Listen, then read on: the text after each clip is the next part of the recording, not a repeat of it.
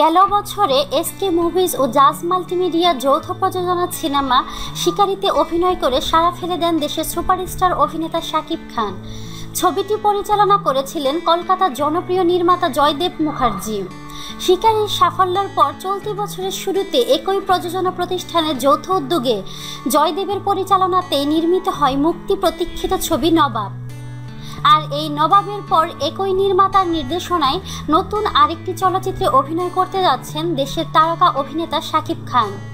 অন্তত Kolkata box office রোববার দুপুরে এমনটি জানিয়েছে। কলকাতা বক্স অফিসের ফেসবুকে পেজে জয়দেবের পরিচালনায় আরও একটি নতুন ছবিতে শাকিবের থাকার খবরটি নিশ্চিত করে। ছবির নাম চালবাজ। ছবিতে তার শাকিবের বিপরীতে দেখা যাবে কলকাতার নায়িকা শুভশ্রীকে।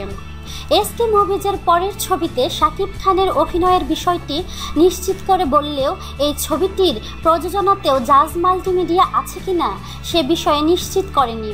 তবে বাংলাদেশ থেকেই আছে আরও একটি সহপ্রযোজনা সংস্থা। তবে ছবিটি নির্মাণ করবেন শিকারি ও নবাব ছবির নির্মাতা জয়দেব মুখার্জি।